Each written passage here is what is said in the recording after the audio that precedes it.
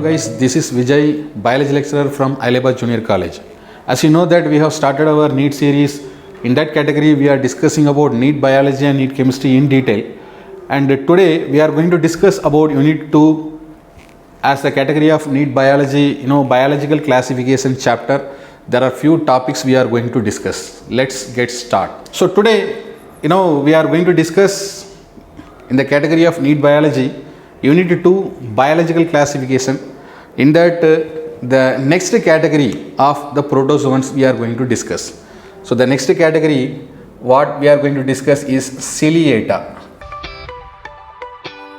What do you mean by this Ciliata, and what kind of organism could be seen, and what kind of organism we are going to discuss about this particular group of protozoans. This Ciliata type of protozoans are also called as ciliated protozoans. Ciliated protozoans. Okay. Now let us talk about these ciliated protozoans. See, the name itself, it is denoting that the protozoan which possesses the cell accessory organelle called cilia, which is present around the cell wall or the cell membrane. Yes, that we are going to discuss in detail. Okay, now first let us talk about the salient features or the characteristic features of this particular category Ciliata and that particular organisms in detail. So talking about this particular category, this is one of the most advanced category of the protozoan, and it is diversified the group of the protozoan. It is a very well known and a very famous and advanced group of these protozoans. These are also called as one-celled organism, and also they have some specialized organelles to perform the different functions, like the higher organisms they may possess the organ which is present in the higher organism, like mouth, digestive tract, anus, kidney, muscles, and sense organs of multicellular organism, I mean the higher level organism. And this also we can call it as one of the most advanced type of the group of protozoans. Okay, first let us talk about the habitat. Talking about this habitat, you see, most of these ciliates group are they are fond of water.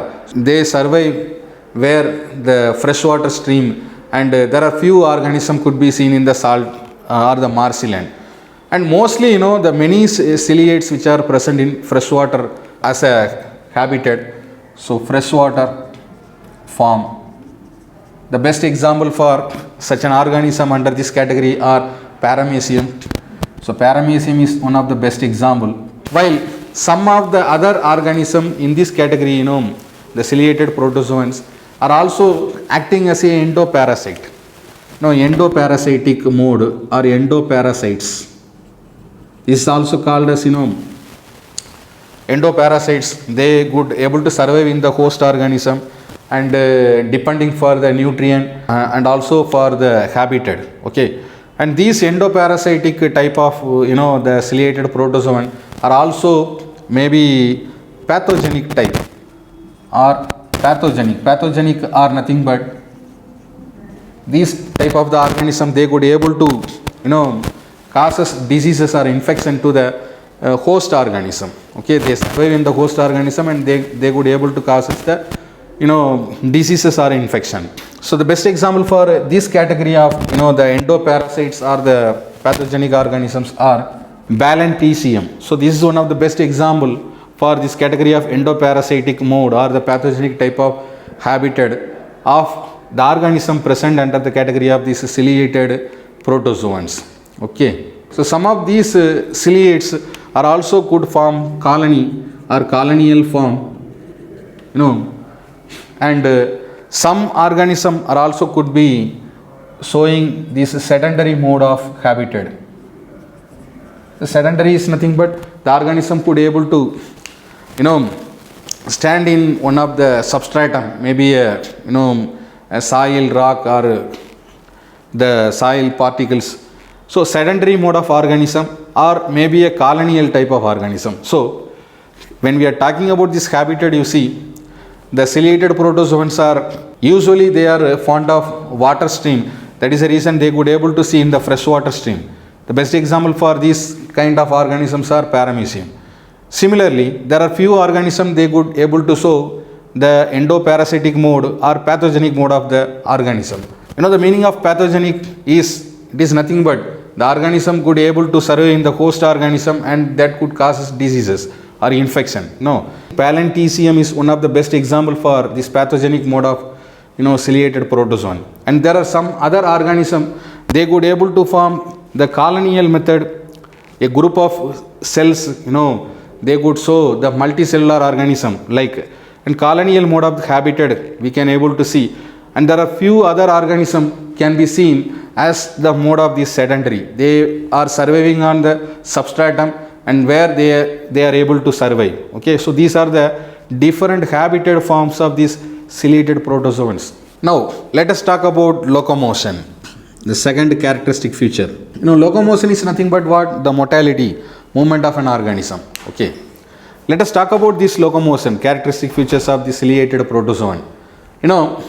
The organelles of locomotions are usually can be seen for this category of organisms are cilia. Cilia is the cell organelle which is helping for the locomotion or the motility of this organism. That is a main reason these particular groups are called as ciliata group or ciliated protozoans. Okay, so these cilia, these like a flagella, but it is small, shorter in size as comparing to this flagella of the other organism. But the cilia are generally distributed the whole body surface, and that could help for the locomotion and are also for the movement. And in some cases they also help in the food collection, capturing of food. And usually this cilia is present in the entire organism during its life cycle. And in some cases like Podopyra is one of the best example. So in this kind of organism we could able to see this cilia which is present around the cell's surface or the organism surface, but they could last during when it is reaching to the adult stage. Okay, so especially for the locomotion or the motility of this organism, cilia is helping for the organism to ensure this food collection as well as for this the motility or the movement of these organisms. Okay, as in the category we are discussing the different groups of protozoan, and mostly the most of the protozoans are heterotrophic mode of nutrition or holozoic mode of nutrition, or in some cases we can able to see parasitic and saprophytic. But usually the protozoans, they are not involving for this autotrophic mode of nutrition, though they do not possess this plastids or the chlorophyll or green color pigment in their cellular organ. Okay, so in that category even the ciliata, mostly the ciliated protozoans are also involving for the heterotrophic or the holozoic mode of nutrition. And generally they have a cell mouth that is called cytostome, and that also having a well developed feeding apparatus that is called cytophage or cytoprot. So cytostome, which is also called as the mouth of this organism, and similarly cytopage, or would also call it as cytoproct, and this is acting as the anus, cellular anus or cell anus.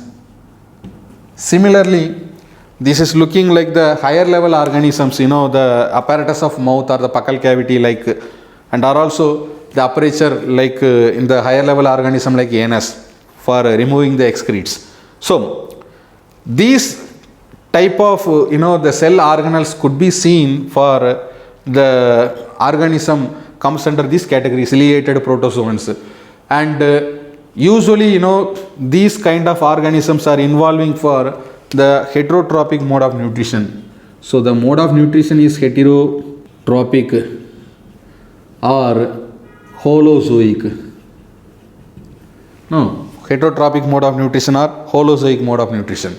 Okay, talking about the digestion. Digestion could be seen in some cases like which is intracellular and which occurs in the food vacuole, which takes a definite path into the cytoplasm. Say for example, these particular organism, they have food vacuole, that is one of the cell organelle present in the cell, and that could help for the intracellular digestion. I mean, the digestion occurs inside of this food vacuole, and that could help for the digestion of the food particles and to reach into the cytoplasm. Okay, so this is about the nutrition when we are talking about the ciliated protozoans. And next, talking about the reproduction.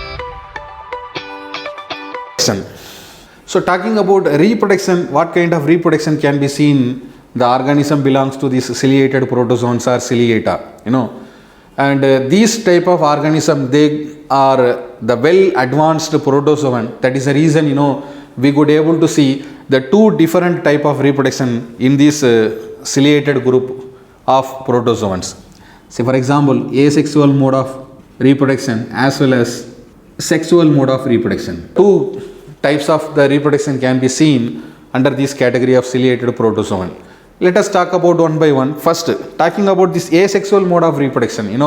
This type of reproduction occurs usually by binary fission, transverse binary fission. The earlier one we discussed the before category of this protozoan, different other type of protozoan, like the binary fission occurs in the longitudinal method.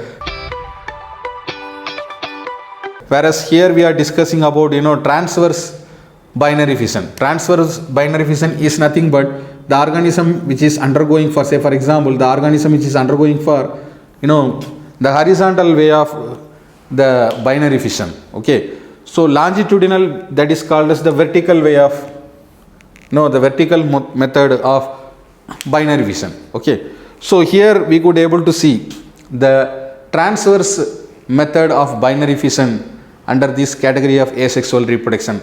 While talking about this sexual mode of reproduction for this particular category, usually they involve for conjugation method. Okay, conjugation. So conjugation is nothing but combining of two different organisms together. Yes, come closer, and they are undergoing for this sexual mode of reproduction, conjugation, and they could able to exchange its nucleus, and the nucleus will act as the gameted nucleus, micronucleus and macronucleus. This conjugation is one of the well-known method, and this particular method can be seen in detail about the paramecium.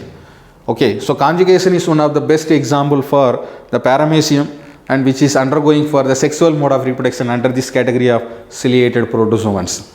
Okay, and talking about this autogamy. Autogamy is nothing but the similar type of the gametes they undergo for the sexual mode of reproduction, and it is also a kind of reproduction can be seen for this sexual mode of reproduction. In some other cases you see endomixis. So endomixis is also one of the, it is a type of the sexual mode of reproduction. It is also called self-fertilization. Okay, so this kind of reproduction can be seen, and usually the sexual reproduction, especially in case of this conjugation, which is highly advantageous to the ciliates, the ciliated protozoan, for two major reasons. There are two major reasons the organism could able to involve for sexual mode of reproduction. The first category of the uses, the application for the organism is a recombination of genes. Recombination of genes. So that is one of the best advantage for the organism which is often involving for the sexual mode of reproduction. Similarly, replacement of abnormal macronucleus with the depression stage by the normal macronucleus. This is also one of the advantage for the organism which is undergoing for conjugation, the sexual mode of reproduction. Okay, so these are the major characteristic features of this ciliata or the ciliated protozoan. And similarly, there are few other important characteristic features. Let us talk about that. The first category is about nuclear dimorphism. So there are few other characteristic features could be seen for this kind of organism, the ciliated or ciliata or the ciliated protozoans, like nuclear dimorphism. So the meaning of this nuclear dimorphism is some of the organism they under this category of ciliate protozoan, they could show nuclear dimorphism, two different nucleus. Say for example, micronucleus which looks smaller than the macronucleus which is larger and that is involving for the vegetative in function. And these two nucleus could be seen for the organism. That is the reason we are calling this particular this particular characteristic features as nuclear dimorphism. Okay. And next, talking about the contractile vacuole.